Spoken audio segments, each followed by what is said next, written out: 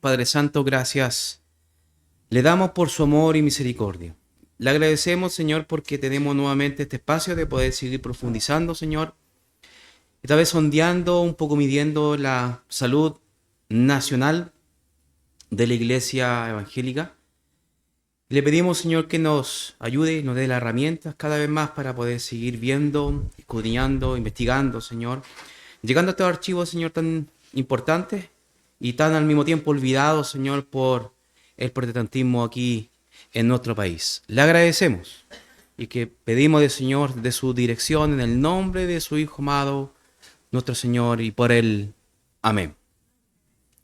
Mis hermanos, llevamos ya un tiempo analizando este tema y cuando les digo que es complejo, verdaderamente es complejo. No es fácil llevar a estos datos, es prácticamente una seguidilla de... Es como buscar, ¿cierto? Un hilo, tirar de él y no parar en esta investigación. La semana pasada tuvimos votaciones y la antepasada quedamos prácticamente en el mismo lugar que estamos, pero hemos avanzado en ciertos puntos bien importantes respecto a lo que es el pentecostalismo como tal. ¿Qué creen los pentecostales? Es una pregunta que muy válida hoy en día porque la identidad pentecostal se ha perdido un poco en el tiempo. Y el pentecostalismo, como hemos dicho, es una versión protestante evangélica en la versión y en el sabor chileno y con toda la identidad chilena. Es prácticamente una rama nueva del protestantismo evangélico que aquí en Chile tomó un sabor único en el mundo. De hecho, el pentecostalismo aquí nace del metodismo. Entonces es algo muy distinto a lo que tal vez a nivel mundial, muchos de mis hermanos tal vez que conocen el pentecostalismo en otros lados, es muy distinto al sabor mundial, ¿cierto? Al sabor tal vez tradicional en general. Pero el pentecostalismo aquí en Chile es distinto. Estuvimos hablando respecto a ciertos puntos sobre la diferencia qué tipo de arminianismo es el que abraza el pentecostalismo, ¿cierto? Y nos dimos cuenta de que no es un arminianismo clásico, sino que es un arminianismo wesleyano, que es otro sabor y que son ciertas cosas bien importantes que difieren, digamos, a lo que al calvinismo, perdón, al arminianismo clásico. Los detalles, les invito a que puedan ver también el video de la semana pasada para que puedan un poco actualizarse en esa parte. Y estuvimos viendo también la diferencia entre lo que es el arminianismo wesleyano y el provisionismo, que es otro movimiento que surgió y que muchas iglesias hoy en día abrazan y confunden con lo que es arminianismo. El provisionismo no es arminianismo clásico y tampoco un arminianismo wesleyano. Y también logramos encontrar la diferencia en ello.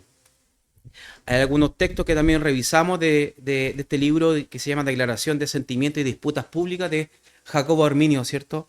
¿Quién más sabe de qué es el arminianismo que el mismo Arminio, ¿no? Entonces es importante también algunas aclaraciones que hicimos esa vez, porque el provisionismo es sencillamente semipelagianismo clásico, ¿sí? Pero camuflado con un traje arminiano, pero en realidad no lo es. Y eso también lo estuvimos viendo. Estuvimos viendo también ciertos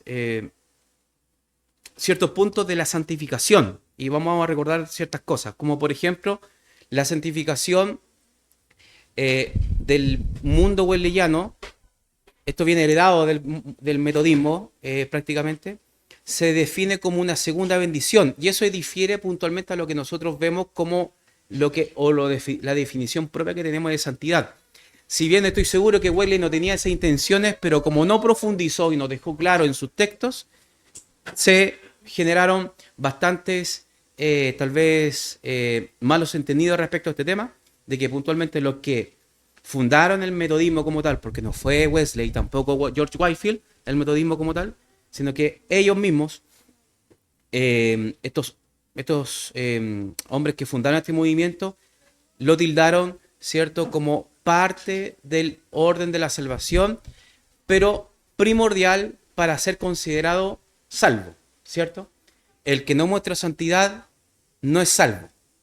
Eso es lo que puntualmente el metodismo abraza, ¿no? Pero dentro de esta santificación pasaron muchos sucesos que llegaron gracias a la influencia puntualmente del movimiento de santidad. Y para hacer un resumen, el movimiento de santidad es una respuesta al metodismo clásico institucional que no le gustaba que fuese institucional porque pensaban de que la institución, el orden, la jerarquía, que naturalmente toda iglesia tiene que llegar, va a generar, eso piensan ellos que eso es carnalidad, eso va a generar que se pierda el espíritu metodista. Entonces, desde el movimiento metodista se desprendió el movimiento de santidad y ese movimiento de santidad empezó a promover lo que se conoce como la santidad perfecta. ¿Sí? Es decir, que el ser humano, directamente el Hijo de Dios, ¿cierto?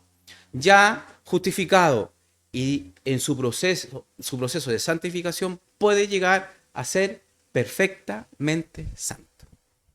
¿Sí? Y eso difiere, obviamente, a nuestra posición. Nosotros no creemos puntualmente en la santidad perfecta, pero sabemos de que queremos acercarnos tal vez a lo más que podamos, pero va a ser este cuerpo, va a ser prácticamente imposible, ¿sí? Pero el movimiento wesleyano, ya tornado ya con el movimiento de santidad, ya se hablaba de la segunda bendición o la segunda obra del Espíritu Santo, ¿sí? Y en el contexto del pentecostalismo chileno, a mano de Willis Hoover, se sistematizó mucho más de lo que tal vez en Estados Unidos venía. Por ejemplo, y esto también venía en respuesta al fundamentalismo que se estaba gestando en Estados Unidos, que lo vamos a ver un poquito más adelante, pero ya se estaba hablando de privarse de vicios, ¿sí? O sea, si la persona se guarda del mundo, más una perseverancia pura, entonces va a lograr llegar a la santificación, ¿sí? Eso es lo que puntualmente en esta época, en este lenguaje, en esta época de Willis Hoover, 1906, 1910, ¿cierto? En esta época pensaban y se defendía la santidad perfecta.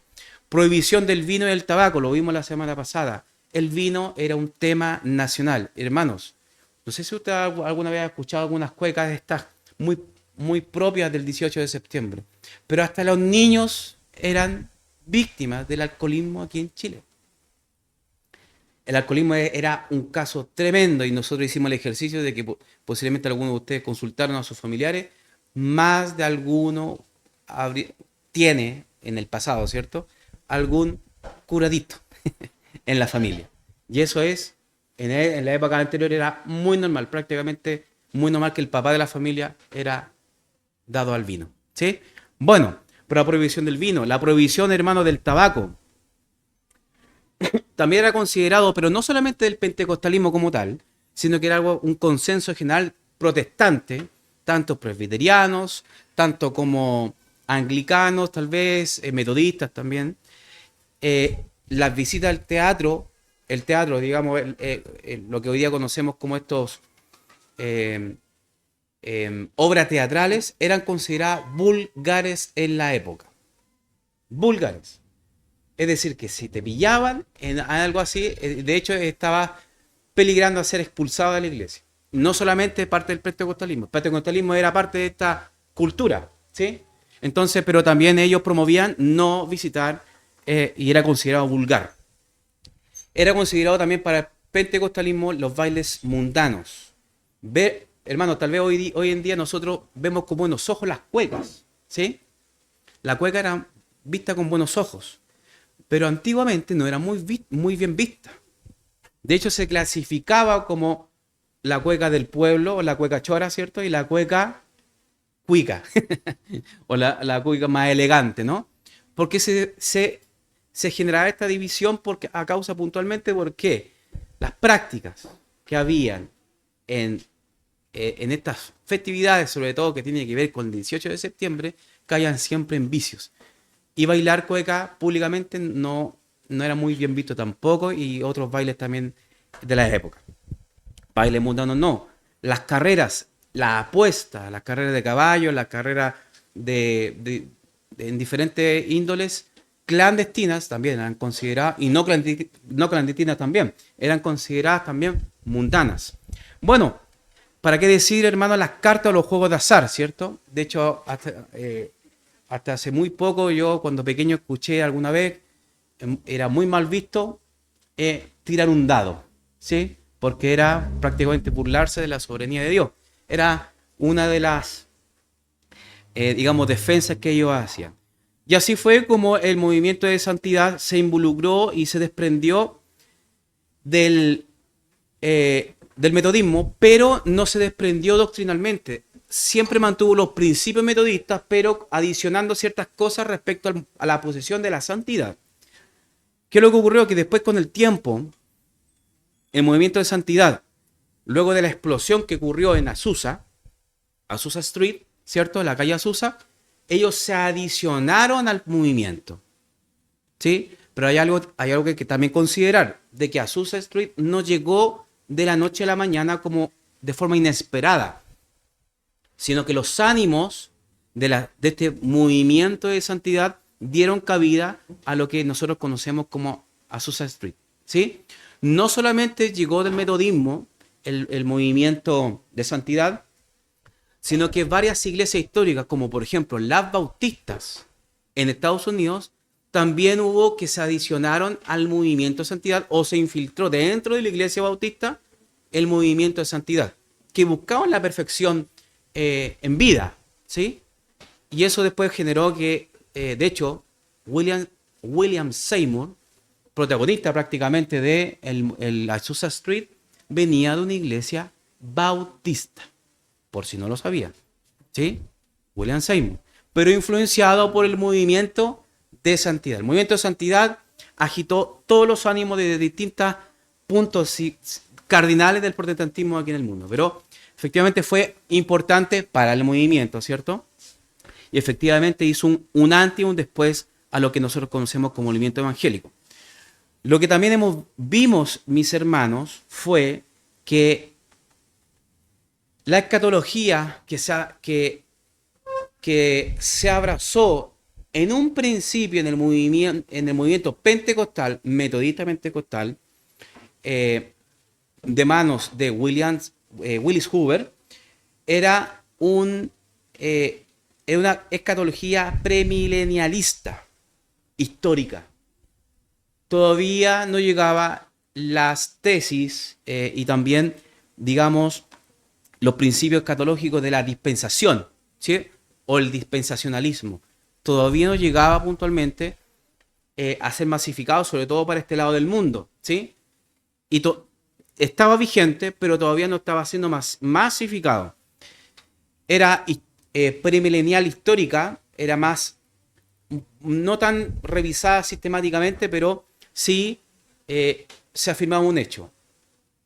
Cristo venía una sola vez, ¿sí? Para resumirlo, ¿no? Porque hay hartas cosas que ven ellos de otra forma que tal vez como lo vemos nosotros, pero ven la venida de Cristo una sola vez, ¿sí? Entonces, ahora, el dispensacionalismo como tal entró después, mi hermano, en la época, en Chile, entre 1930 y 1950, donde hubo más popularidad en la posición de Nelson Darby, que es el autor del dispensacionalismo, y el difusor, ¿sí? Posiblemente más de alguno aquí tuvo una Biblia, Scofield, ¿sí? Era de una tapa naranja, ¿cierto? Prácticamente todas las iglesias pentecostales las tienen porque promueve una escatología, o sea, los sucesos del fin, ¿cierto? Apocalipsis, ¿cierto? Los tiempos de la venida de Cristo, de una posición escatológica dispensacional. En los primeros años, mis hermanos, el pentecostalismo tenía una expectativa de regreso pronto de Cristo. O sea, el eslogan que usted ha escuchado alguna vez, que dice, Cristo viene desde aquí. ¿Sí? Y cuando ellos hablan, no, yo lo quise graficar de la siguiente manera. El pentecostalismo promovía Cristo viene. No decía Cristo viene.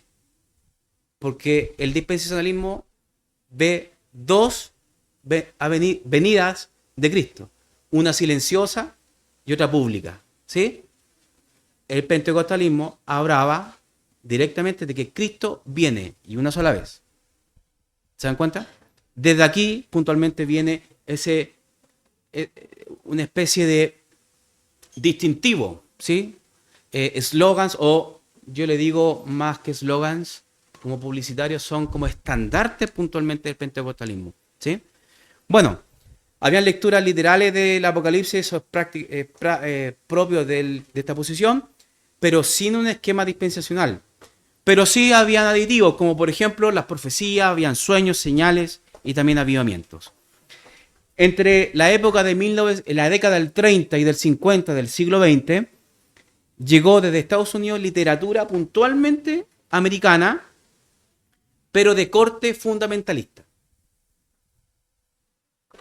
Y ahí infiltró o influenció en las sociedades bíblicas, en tratados y panfletos que puntualmente daban cabida al dispensacionalismo. Iglesias bautistas y de santidad ya usaban la Biblia de Scofield en esta época, 1930, 1950. Bautistas, mis hermanos, ¿sí? Por eso ustedes en algún momento se van a encontrar también con bautistas que son dispensacionalistas. De hecho, en una época aquí en Chile fue la escatología mayoritaria en el mundo evangélico. Todos prácticamente creían en la dispensación, en dispensacionalismo. ¿Sí? Bueno, esta literatura evangélica norteamericana que llegó en estas décadas, 30 y 50, trajo el concepto de el rapto, ¿sí? Trajo el concepto de la restauración literal de Israel y un esquema histórica tanto del Antiguo y del Nuevo Testamento dividido por etapas, por eso se le llama dispensación. Ahora, le da una lectura más futurista de Daniel. Los esquemas son 70 semanas, los esquemas de los 70 semanas le dan una explicación también con un poco matemática respecto a ese tema. Usan un poco los mapas proféticos y sobre todo el énfasis en Israel moderno. Y en esta época del 30 y del 50, hermanos, se recibió la Segunda Guerra Mundial. Y eso generó también con el Estado de Israel, ¿cierto? El Estado en 1947, cuando se fundó nuevamente el Estado de Israel allí en Palestina, tomó bastante fuerza el dispensacionalismo como tal, ¿sí? Pero bueno, son distintivos que tal vez antes no se abrazaba, pero hoy sí. O durante las décadas se empezó a abrazar, pero en un principio el pentecostalismo como tal no era de esa manera. Ahora, sí, desde un principio, hay otros esquemas, ¿cierto?, respecto a la posición escatológica premilenial histórica, pero también lo otro es que siempre fueron continuistas, ¿sí? Siempre el movimiento pentecostal desde los inicios, ¿cierto?, y sobre todo de la mano de Hoover, ellos sí abrazaban la posición continuista, y esto es lo que le pegó más a la autoridad metodista aquí en Chile. Por eso el metodismo tomó distancia de lo que estaba pasando con la iglesia metodista episcopal de Valparaíso, porque no estaba de acuerdo con respecto a la posición de los dones. No estaba de acuerdo con las manifestaciones y por eso se tomó distancia. Bueno, los dones del movimiento pentecostal son centrales en la doctrina y teología. Valparaíso es una conexión de encuentro para todo el pentecostalismo chileno. Al inicio del movimiento, los dones tenían una libertad democrática, siempre un poco siendo guiado por el pastor, supervisado por el pastor, que en este caso Hoover lo hacía de esa manera. Da libertad, pero hasta por ahí nomás. No tanta libertad. Pero él, con la discreción y más o menos con la decisión de él, podía determinar qué era del Señor y qué era del diablo, pero era algo puntualmente que él lo tomaba así. Pero en medida que el pentecostalismo creció, empezó a institucionalizarse. Y esta es una de las razones, mi hermano, de que una de las razones centrales de las múltiples divisiones que el pentecostalismo chileno tiene. Y eso lo vimos con un diagrama. ¿Se recuerdan que había una cantidad de divisiones increíbles, ¿cierto? De iglesias desde la iglesia matriz, que digamos que sería el metodismo pentecostal de Valparaíso, 1909, muchas divisiones, y esas divisiones dan respuesta puntualmente a la teología y sobre todo a la posición de los dones, porque el pentecostalismo, entre más crecía y más estructura tenía, ya no daba cabida a la improvisación. ¿Sí? Como crecía, ya había personas responsables, ya había una estructura de culto, entonces ya había una regla que seguir. Y eso muchos lo ven como algo que atenta contra el Espíritu Santo, contra la manifestación puntualmente del Espíritu Santo, como ellos lo afirman.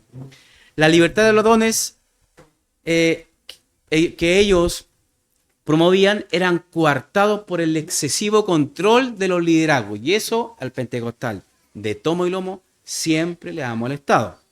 No les gusta, no están de acuerdo puntualmente que los liderazgos sometan estas manifestaciones espontáneas del Espíritu Santo, sean controladas tal vez por alguna instrucción externa, como el pastor, como el diácono, como el oficial, etc.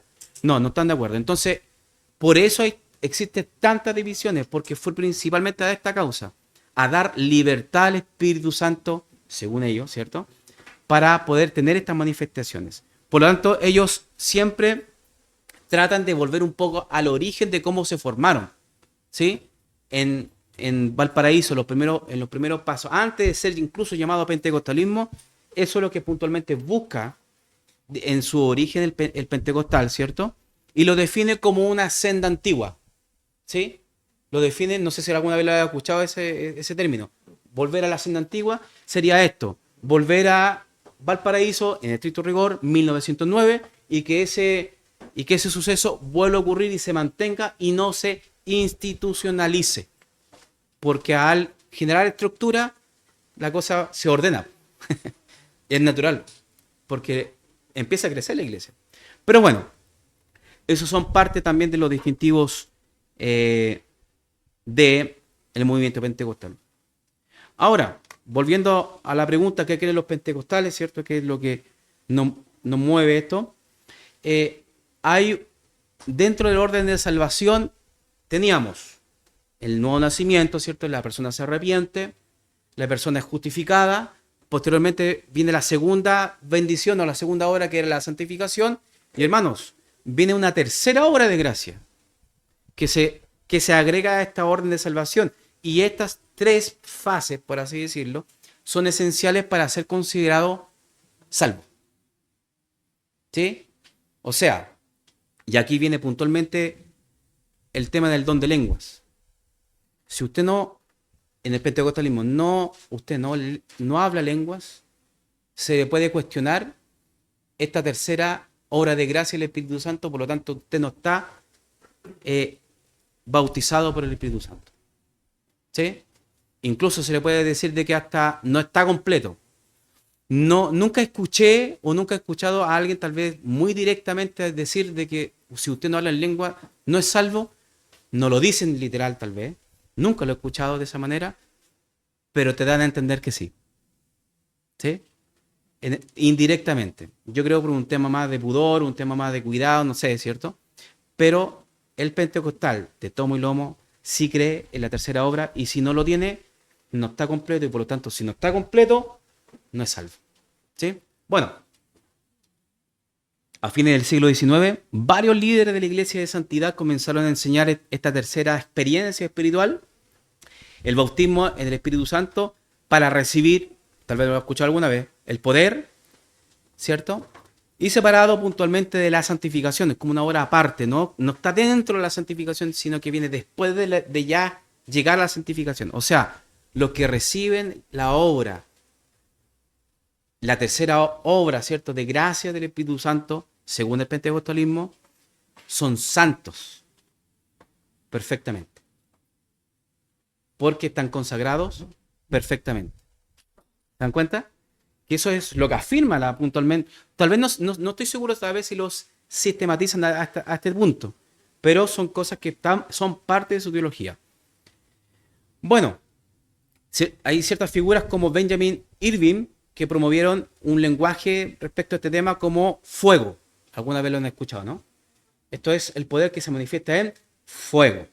Poder, y otra palabra que se viene agregando a esto es unción. ¿Sí? Poder, fuego, unción. Y esto transformó puntualmente todo lo que nosotros conocemos como el movimiento pentecostal. Bueno, esto fue como se le considera como una teología más radical, pero preparó doctrinalmente a muchas comunidades para aceptar más tarde la evidencia de hablar en lenguas como señal del Espíritu Santo. Y de hecho se le empezó a promover como el nuevo Pentecostés, que finalmente dio cabida al pentecostalismo como tal. Entre 1894 y 1906, muchas iglesias de santidad en Estados Unidos desarrollaron una espiritualidad centrada en múltiples experiencias y marcada por prácticas carismáticas. Compartían la expectativa de un derramamiento del Espíritu Santo al estilo de Hechos capítulo 2. Y cuando estalló Azusa Street, estas iglesias ya estaban doctrinalmente preparadas para recibir puntualmente este avivamiento, ¿sí? Ya habían trabajado doctrinalmente para poder recibir puntualmente el tan anhelado y esperado avivamiento pentecostal, ¿sí? Bueno, Charles Parham creó, que es fundador del movimiento pentecostal, creó la base doctrinal del pentecostalismo al enseñar que hablar en lenguas era una evidencia bíblica del bautismo del Espíritu Santo. Si usted puntualmente no creía el de hablar, si usted no le habla en lenguas, no puede garantizar a la iglesia que usted ha sido bautizado por el Espíritu Santo. ¿Se dan cuenta? Bueno, en 1901 los estudiantes de Parham, ¿cierto? Afirmaron recibir este bautismo con lenguas. Dentro de ellos está Don William Seymour, que lo habíamos hablado de él, y llevó esta doctrina este hombre a Los Ángeles y predicó el énfasis de la tercera obra de gracia, lo que hoy día ya conocemos como Azusa Street, ¿cierto? Bueno, varias denominaciones de santidad fueron las primeras a unirse al pentecostalismo y después prácticamente, mis hermanos, se mimetizaron.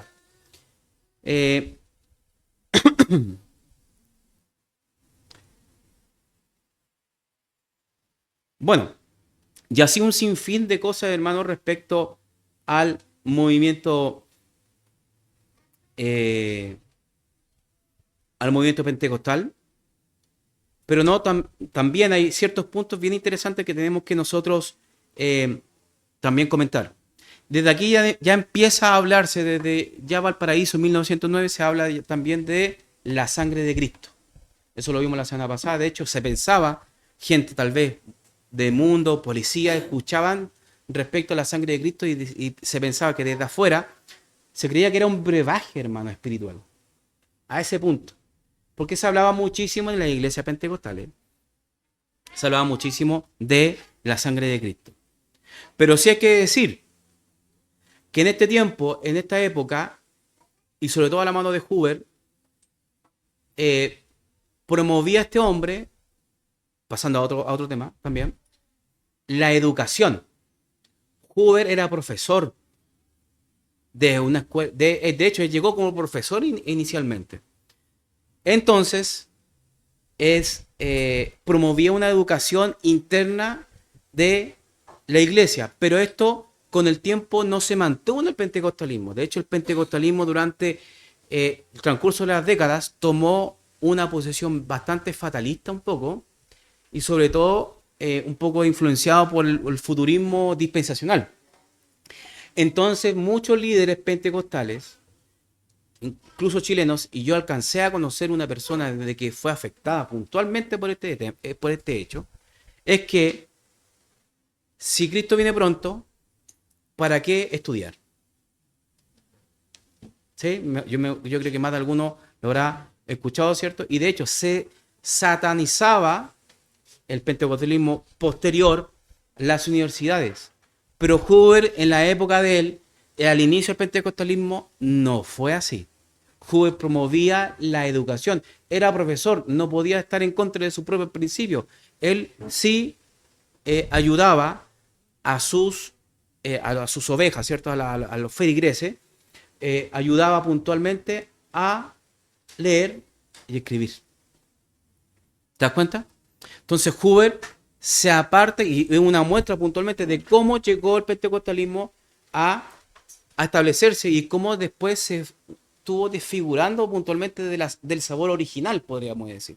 ¿Sí? Muy distinto a lo que tal vez tomó o se tornó el pentecostalismo posterior. Pero Hoover no lo veía de esa manera.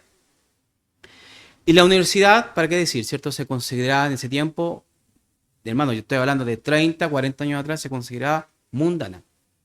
Y de hecho, si se iba, era considerado hasta inconverso.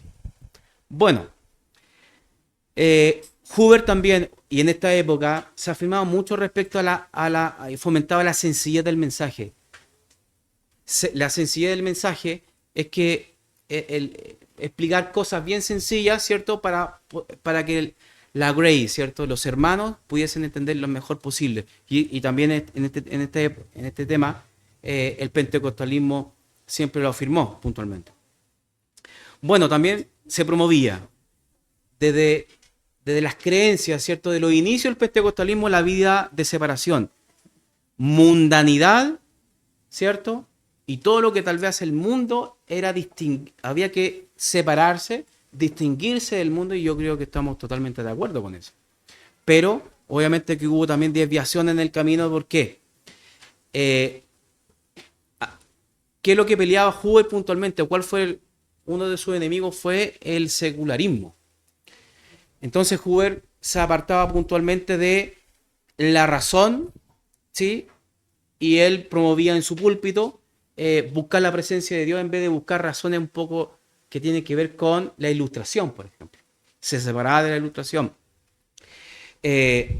También promovía en el púlpito buscar la voluntad de Dios en vez del placer. ¿Te das cuenta? Bueno, sucumbir, también él promovía que la iglesia no debe sucumbir a la popularidad de suavizar los mandamientos de Dios. Y si es que la iglesia está infiltrada, mundana o con pecado, él promovía la división de las iglesias. O sea, que la separación total con esa iglesia. Si esa iglesia no hay vuelta atrás, había que dividirse o separarse. Mire usted, ¿cierto? En muchas ocasiones yo he escuchado muchos promotores tal vez de pentecostalismo que están en contra de las divisiones, ¿sí? Pero muchas veces, de hecho, los fundadores puntualmente de este movimiento veían todo lo contrario según el contexto también que vivían, ¿no? Bueno, crítica total al amor del mundo. Eso era parte también del lenguaje de ese instante. Una crítica constante al amor del mundo. Se fomentaba también al amor fraternal entre los hermanos. Eran muy, muy notorio, y dentro de los escritos, ¿cierto? Y cartas tal vez y la biografía de Willis Hoover también se podría percibir un amor de hermanos en la fe, ¿cierto? Bueno, ¿para qué decir la promoción de oraciones y vigilias literales, ¿cierto? Eso también lo vimos, de que la vigilia, sobre todo en las fechas paganas, ¿cierto? Festividades que desvían al pueblo de Dios, eso también promovían.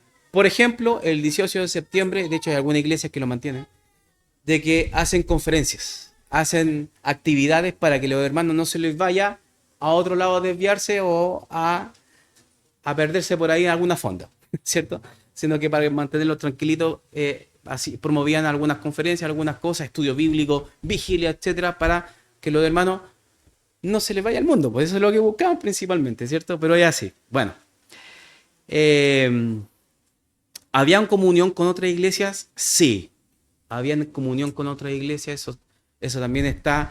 Y de hecho, me sorprendió bastante dentro de mi investigación que Simpson, el fundador de la Alianza Misionera y Cristiana, predicó en Valparaíso en 1909.